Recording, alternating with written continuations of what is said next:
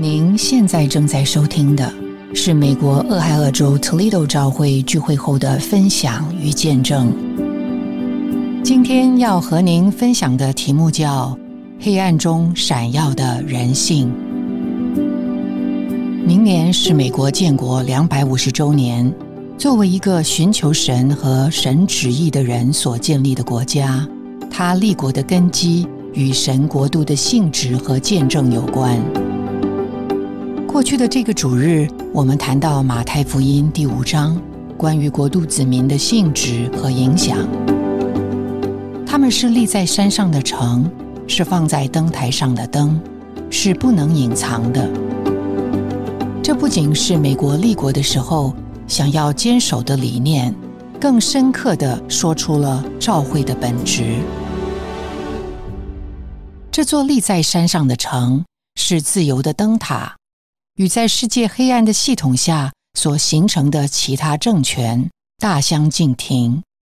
同样的，召会是神的圣城，立在山上，是神掌权的范围，神国度的行政彰显，神救恩与自由的见证，与该隐在离开神的面之后所产生的那个向神完全独立的文明系统截然不同。当今的世界局势让我们清楚地看见，那个起初该隐所建立的系统一直为仇敌所用，正如火如荼地在各地蔓延扩展。纷乱的表象之下，一直是神与他的仇敌的征战，而这场征战的战场不仅仅是在于我们的灵，更是在于那个因着神性而产生的宝贵人性。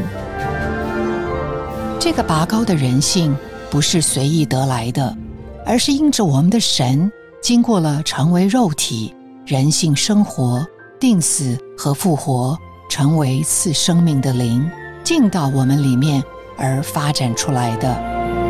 并且在人与人的交际中不断地被滋养和加深。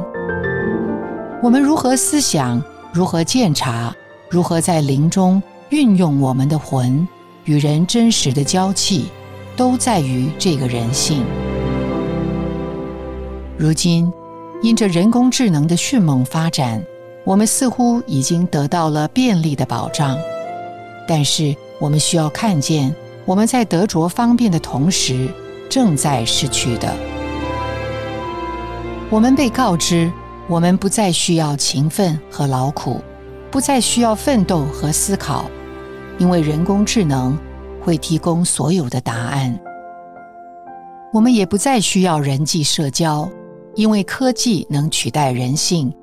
成为人与人关系的替代品。然而，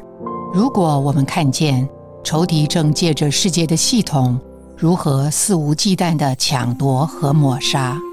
特别是我们里面那个柔细却最珍贵的人性的知觉，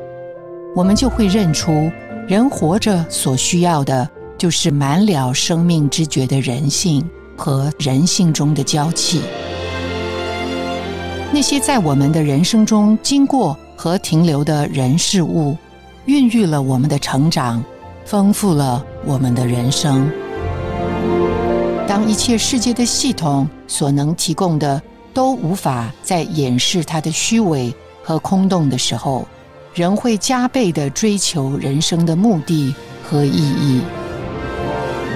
那个时候，这个活在我们里面闪耀的人性，照会明亮的灯塔，就是立在山上的城，放在灯台上的灯，就要照耀这个黑暗的世代，成为一切从人工智能的幻象中醒来的人渴慕和寻求的答案。感谢您的收听，希望您能从今天的信息中得到亮光和启示。你的点赞、留言、分享、转发是我们持续制作的动力。我们的网址是 thechurchintoledo.org。